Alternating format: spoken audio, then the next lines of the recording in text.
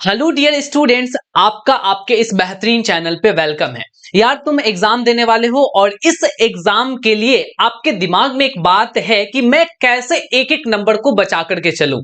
और आपको पता है एक सेगमेंट आपका ऐसा है जिसमें बहुत ज्यादा दिक्कतें आती है। तुम लोग भड़ भड़ के हमें कमेंट्स कर करके एक चीज पूछते रहते हो कि सर हमें असर्शन रीजन वाले पोर्शन को कैसे करना चाहिए। ये असर्शन रीजन वाला पोर्शन ना आपको इतना ज्यादा परेशान कर रखा है। तुम कहते हो कि सर जब हम ऑप्शन ए को टिक लगा रहे होते हैं तो उस वक्त जब आंसर देखते हैं तो यार मेरा बी सही हो जाता है, जब हम बी को टिक लगा रहे होते हैं तो उस वक्त तुम्हारी यार ऑप्शन ए सही हो जाता है। तो ये कंफ्यूजन कहां खत्म होगी? तो इसी बातों को मैं समझाने के लिए ये वीडियो को स्पेशली तुम लोगों के लिए रिकॉर्ड कर रहा हूं। तो यार एक एक बातों को आने वाले जो 2-4 मिनट होंगे उसको गौर से सुनना। देखो मैंने पूरी अच्छी से इसको रिसर्च की है कि बच्चों को कैसे बताया जाए ताकि कंफ्यूजन नहीं हो। देखो ऐसे वैसे मैं नहीं बता रहा हूं, अगर मैं इसी तरीके से उठ करके चला आया वीडियो को बताना शुरू कर दिया तो क्या तुम हमारे चैनल को सब्सक्राइब करोगे? क्या हमारे इस वीडियो को देखना पसंद करोगे? नहीं ना। इसीलिए मैं बहुत बेहतरीन ढंग से आपको अभी समझाऊंगा, पूरी रिसर्च करके बैठा हुआ हूं। देखो यहां पे आपको ना कुछ इंस्ट्रक्शन दिए हुए होंगे और उन इंस्ट्रक्शन को मैं यहां पे बता देता हूं, अभी क्लियर करा देता हूं। इस बात को तुम ख्याल रखना। देखो सबसे पहले ऑप्शन ए जो मिलेगा ना उसमें आपको असर्शन भी सही रहेंगे और वहां पर आपको रीजन भी सही रहेंगे, दोनों सही रहेंगे। और एक बात उसमें कहा जाएगा वो क्या कि देखो यहां पर reason R is the correct explanation of the assertion, यानी कि जो रीजन है ना वो असर्शन का करेक्ट एक्सप्लेनेशन हो रहा होगा, ये ऑप्शन ए होगा। अब ऑप्शन बी की अगर तुम बात करोगे तो ऑप्शन बी में असर्शन भी सही होंगे, रीजन भी सही होंगे, लेकिन यहां पे आपको रीजन असर्शन का करेक्ट एक्सप्लेनेशन नहीं हो रहा होगा। तो यहां पर देखो, यहां पर लिखी हुई है ना कि not correct explanation of assertion. बच्चों को यही ऑप्शन ए और बी में बहुत ज्यादा कंफ्यूजन होती है बच्चों, मैं अभी क्लियर करूंगा। अच्छा ऑप्शन सी पर ध्यान दे लो।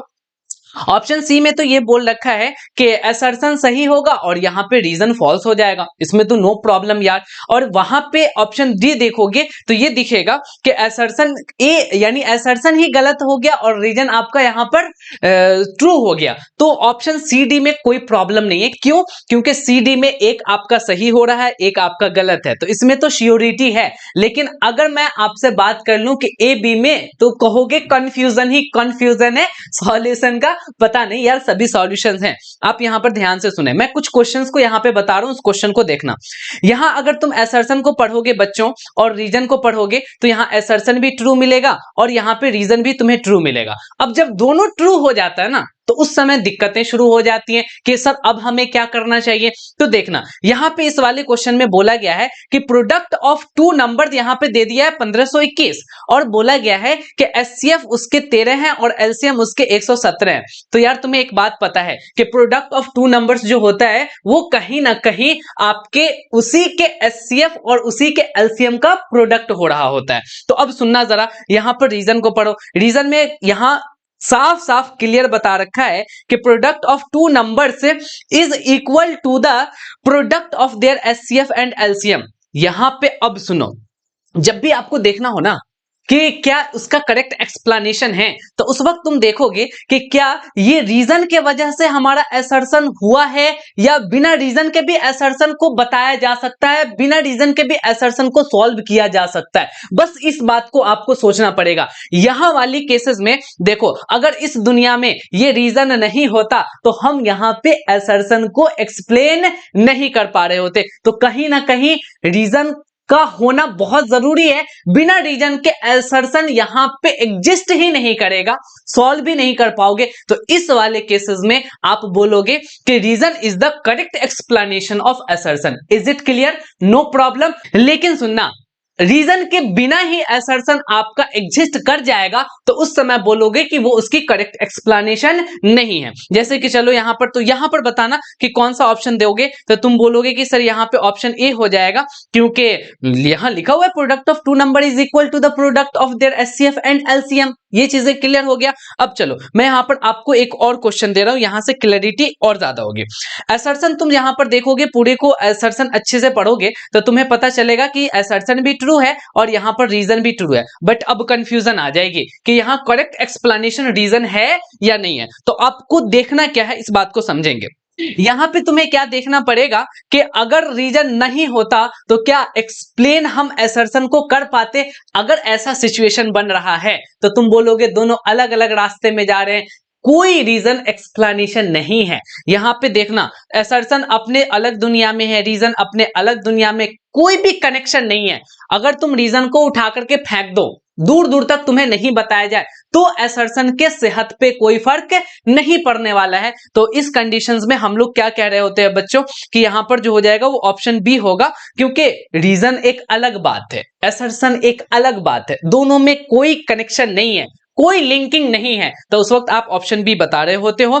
Is it clear? देखो एक और क्वेश्चन है, यहां पर तुम अच्छे से पढ़ोगे तो तुम्हें दिखेगा कि स्टेटमेंट ना ट्रू होगा और यहां पे तुम्हारा रीजन फॉल्स होगा। तो ये बात तो श्योर हो गया कि जब एक गलतियां हो जाती हैं तो उस वक्त हमारा या तो सी हो रहा होता है और नहीं तो तुम्हारा डी हो रहा होता है। इस वाले केसेस में तुम यहां पर क्या बताओगे कि देखो पहला आपका ट्रू है और उसके बाद दूसरा फॉल्स है, यानी आप बोलोगे कि असर्शन ट्रू है, तो ये आपका ऑप्शन डी सी दे देगा। सी ऑप्शन में ट्रू होता है असर्शन और आपका फॉल्स हो जाता है रीजन। लेकिन एक बात ध्यान रखना, अगर एक की गलती हो गई ना तो दूसरा 100% ट्रू होता है। जैसे इस वाले केस में देखो यहां रीजन गलत था तो असर्शन आपका 100% ट्रू था। अच्छा सुनो, अब ये एक और क्वेश्चन तुम्हारे स्क्रीन पे ये देख लेना।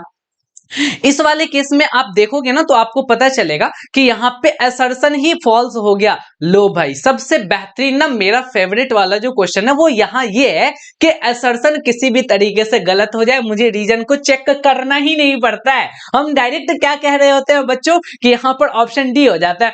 ऑप्शन डी कहने का मतलब कि अगर असर्शन फॉल्स हो गया तो 100% आपकी रीजन ट्रू होगी बच्चों, और उस वाले केसेस में तुम क्या बता रहे होगे कि ऑप्शन डी हो जाएगा। Is it clear? तो चेक करना ही नहीं है। तो कहने का मतलब यह है, घुमा फिरा करके मैं आपको बता दूं कि अगर असर्शन भी सही हो गया, रीजन भी सही हो गया, तो उस वक्त चेक करना पड़ेगा कि क्या रीजन उसका करेक्ट एक्सप्लेनेशन तो नहीं है। करेक्ट एक्सप्लेनेशन हो गया तो आप बोलोगे कि ऑप्शन ए होगा, करेक्ट एक्सप्लेनेशन नहीं हुआ, दोनों के बीच में कोई लिंकिंग नहीं है, तो बोलोगे कि ऑप्शन बी हो जाएगा। श्योर है? No problem. अब हम लोग चलते हैं कि एक सही हो गया एक गलत हो गया। तो सही वाले केसेस में अगर असर्शन पहला वाला सही हो गया तो आप सेकंड वाले को अगर देखोगे फॉल्स हो गया तो उस कंडीशन में बताओगे कि ऑप्शन सी तुम्हारा राइट आंसर हो गया। ये बात तो आपको क्लियर हो गया। लेकिन एक बात सुनना, अगर पहला वाला ही गलत निकल गया तो बल्ले बल्ले भैया, उस वक्त हम कौन से ऑप्शन को टिक करके आ रहे होंगे? तो ऑप्शन डी हमारा हो जाएगा।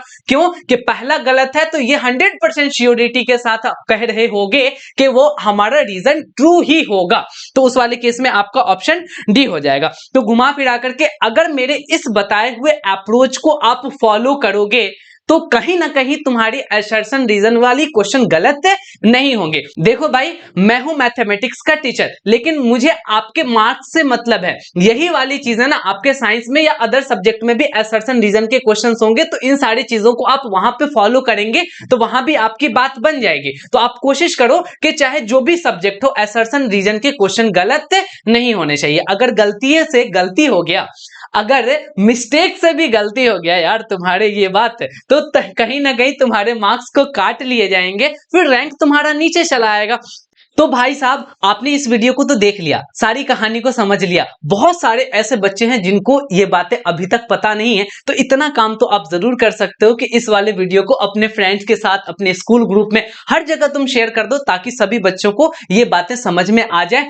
भाई आपको ऑल द बेस्ट रहेगा आपके एग्जामिनेशन के लिए। लगे रहो मुन्ना भाई, मिलते हैं हम किसी नेक्स्ट वीडियो में। फिलहाल अभी की कहानी यहीं तक। Okay bye, good night.